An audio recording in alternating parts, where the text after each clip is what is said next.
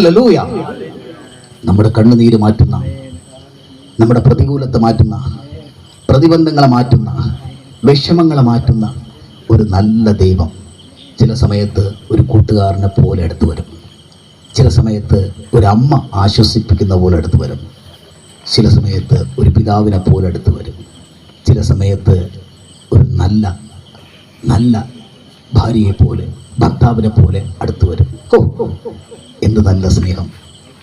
ആ ദൈവത്തിൻ്റെ സ്നേഹത്തെ വർണ്ണിക്കുവാൻ വാക്കുകൾ പോരാ. അതുകൊണ്ടാണ് കൃപയുള്ള ദേവദാസന് ദൈവത്തെ വർണ്ണിച്ചിടുവാൻ വാക്കുകൾ പോരാ. നമുക്ക് വാക്കുകൾ പോരാ. തികഞ്ഞ ദൈവസ്നേഹം നമ്മളിലേക്ക് ഒഴുകിയെത്തുമ്പോൾ നമ്മളെ വേട്ടയാടുന്ന പൈശാചികന്റെ പ്രവൃത്തികൾ മാറിപ്പോകും. ബൈബിൾ പറയുന്നു, തികഞ്ഞ സ്നേഹം ഭയത്തെ പുറത്താക്കി കളയുന്നു. ദൈവത്തിന്റെ വചനത്തിന്റെ ശക്തിക്ക് അത്രത്തോളം പ്രത്യേകതയുണ്ട്. യിരെമ്യാവ് വിളിച്ചു പറഞ്ഞു, യഹോവയ്ക്ക് കഴിയാത്ത വല്ല കാര്യമുണ്ടോ?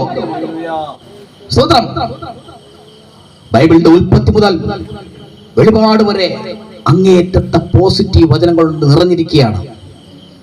നിന്റെ ജീവിതത്തെ മാറ്റിമറിക്കുവാൻ, നിന്റെ ജീവിതത്തിനെ പരിവർത്തനം ചെയ്യുവാൻ എന്റെ ദൈവത്തിന് കഴിയും. ദൈവത്തിന്റെ വചനത്തിന്റെ ശക്തി അത്രത്തോളം ആഴമുള്ളതാണ്. നിനക്ക് പഠിക്കാൻ കഴിയില്ലയോ? നിനക്ക് വായിക്കാൻ കഴിയില്ലയോ? സ്തോത്രം. നീ ദൈവത്തോട് പറയും.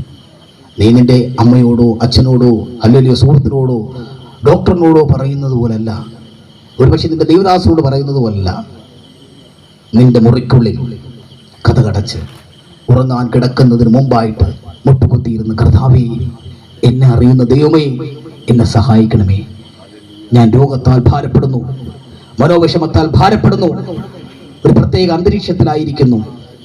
മറ്റുള്ളവരെ പോലെ എനിക്ക് പഠിക്കാൻ കഴിയുന്നില്ല, ഒരു ഉപജീവന മാർഗമില്ലാതെ ഞാൻ കിടന്ന് നെട്ടോട്ടം ഓടുന്നു.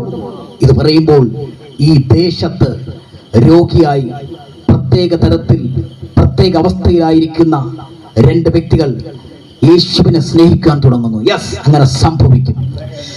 ഈ ദേശത്ത് ഹല്ലേലൂയ ഒരു ഉപജീവന മാർഗത്തിന് വേണ്ടി, ഹല്ലേലൂയ സ്തോത്രം, ഡിഗ്രിക്ക് മുകളിൽ വിദ്യാഭ്യാസമുള്ള ഒരു വ്യക്തി ഒരു ഉപജീവന മാർഗത്തിന് വേണ്ടി നാൾതോറും നേർച്ചകളും കാഴ്ചകളും ഇട്ട വ്യക്തി മുട്ടുമടക്കിയിരുന്ന് ദൈവത്തെ സ്തുതിച്ച് ആരാധിക്കുന്ന സമയം സമാഗതമായിരിക്കുന്നു.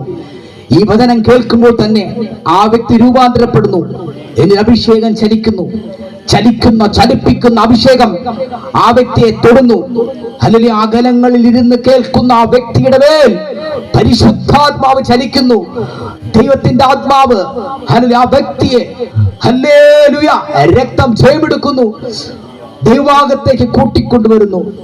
ഇതുവരെ കേൾക്കാത്ത ഒരു ചിത്രം പോലെ, ഇതുവരെ കാണാത്ത ഒരു ചരിത്രം പോലെ അവന്റെ മനസ്സിലേക്ക് യേശു ഒഴുകിയെത്തുന്നു.